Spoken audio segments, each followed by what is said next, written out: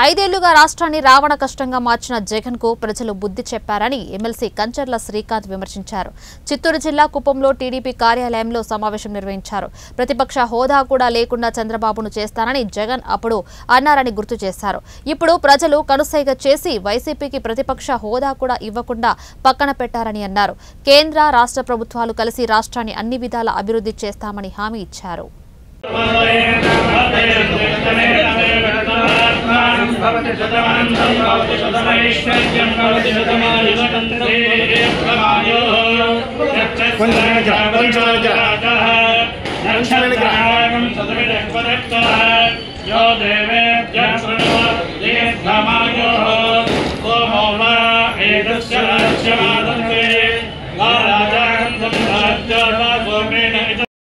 అవినీతిని కూడా బయటకు తీస్తాం. దానికి బాధ్యత మున్సిపల్ చైర్మన్ సుధీర్ గారు వ్యవహరించాలని చెప్పనేసి చెప్తా ఉన్నాం. 100% ఆరోగ్యశ్రీ అడ్డం పెట్టుకొని మీరు చేసిన అక్రమాలు కూడా బయటకు తీస్తాం. ప్రతి ఒక్కరిని తప్పు చేసిన ఏ ఒక్కరిని వదిలిపెట్టే సమస్య లేదని తెలియజేస్తా ఉన్నాం. అలాగే ఎవరైతే తెలుగుదేశం పార్టీ కార్యకర్తల ఒంటి మీద చేయేశారో వాళ్ళందరికీ లెక్కలు సరిచేస్తాం. ఏ ఒక్కరిని వదిలిపెట్టే సమస్య లేదు. ప్రతి లెక్క వడ్డీతో. ముందుగా 5 సంవత్సరాలుగా ఈ రాష్ట్రాన్ని రావణ కాష్టంలాగా మార్చి రాక్షస పాలనని కొనసాగించిన జగన్మోహన్ రెడ్డికి బుద్ధి చెప్పిన ఈ ఆంధ్రప్రదేశ్ రాష్ట్ర ప్రజలందరికీ శిరస్సు వచ్చి నమస్కారాలు, ధన్యవాదాలు తెలియజేస్తున్నాను. ఎందుకంటే నిన్న ప్రెస్ మీట్లో ఆయన ఏడుస్తున్నాడు జగన్మోహన్ రెడ్డి గారు.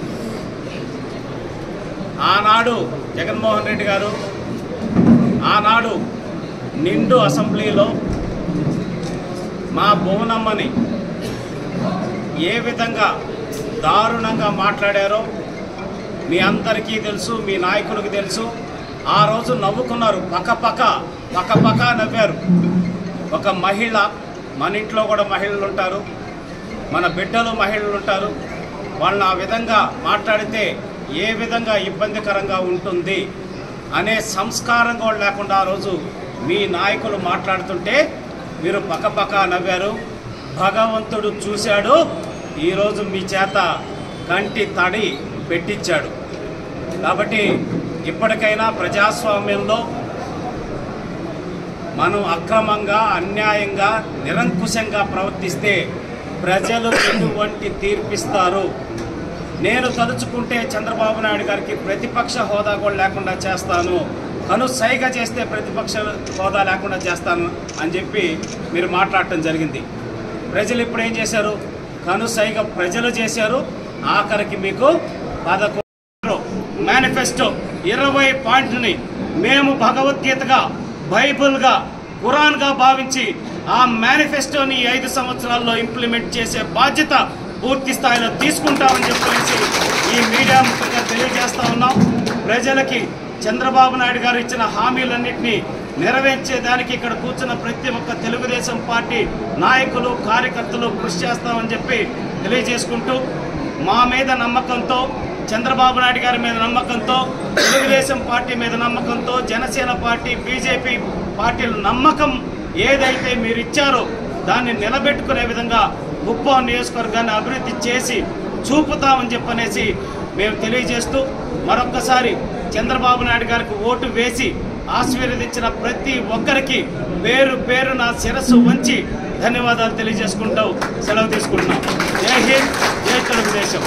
రేపటి నుంచి 6వ తారీఖు తర్వాత నుంచి స్టార్ట్ అవుద్ది. బాంబులు ఎక్కడి నుంచి పడితే ఒక ముఖ్యమంత్రి 14 సంవత్సరాలు ఈ రాష్ట్రానికి ముఖ్యమంత్రిగా పనిచేసిన వ్యక్తి, సుదీర్ఘకాలం ప్రతిపక్ష నాయకుడిగా ఉన్న వ్యక్తి, 45 సంవత్సరాల్లో ఈ రాష్ట్ర ప్రగతిలో ముఖ్య భూమిక వహించిన వ్యక్తిని పట్టుకొని మీరు బాంబులు వేస్తామంటే అంత చేతగాని వాళ్ళు ఎవ్వరూ లేరు.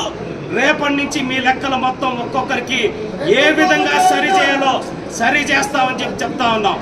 అలాగే ఇంకా జరిగిన అవినీతిని కూడా బయటకు తీస్తాం. దానికి బాధ్యత మున్సిపల్ చైర్మన్ సుధీర్ గారు వ్యవహరించాలని చెప్పనేసి చెప్తా ఉన్నాం. 100% ఆరోగ్యశ్రీ అడ్డం పెట్టుకొని మీరు చేసిన అక్రమాలు కూడా బయటకి తీస్తాం. ప్రతి ఒక్కరిని తప్పు చేసిన ఏ ఒక్కరిని వదిలిపెట్టే సమస్య లేదని తెలియజేస్తా ఉన్నాం. అలాగే ఎవరైతే తెలుగుదేశం పార్టీ కార్యకర్తల ఒంటి మీద చేయేశారో వాళ్ళందరికీ లెక్కలు సరిచేస్తాం.